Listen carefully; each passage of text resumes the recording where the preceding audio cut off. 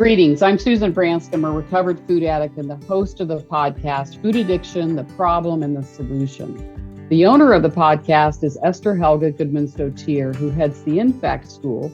Hello, Esther.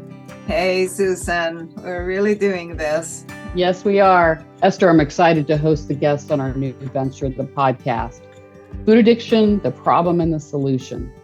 I'm excited too, Susan. These episodes with professionals in the field, really putting it out there for anybody for interested in the subject. And I'm excited to bring out people in recovery who have been that for years and years and are going to tell us our story as well. Right. These episodes are just that. Professionals that are talking about the disease, that are working on the front lines around food addiction and sugar addiction and how it's treated. And then we're interviewing people who have recovered from food addiction and talking about how they did it. Tell us, why did you decide to start this podcast?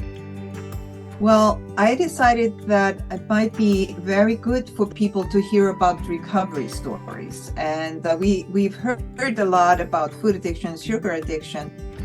Fortunately, it's more out there.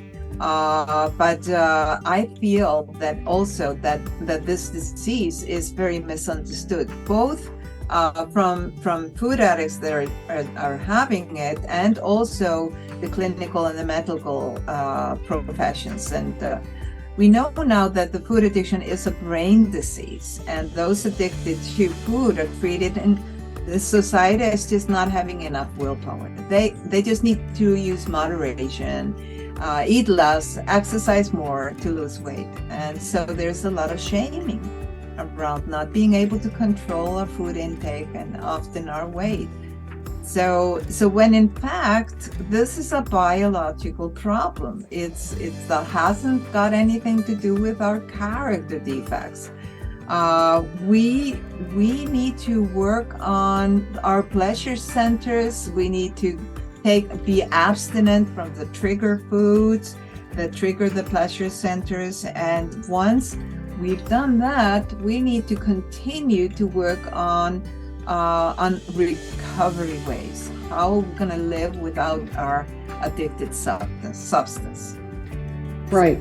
We get abstinent from these triggers that cause the addiction cycle, and then we begin to see what the causes and conditions, which is recovery from food addiction, or any addiction for that matter. So thank you, Esther, for all you do to help advance the knowledge around food addiction, and I'm delighted to be doing this work with you.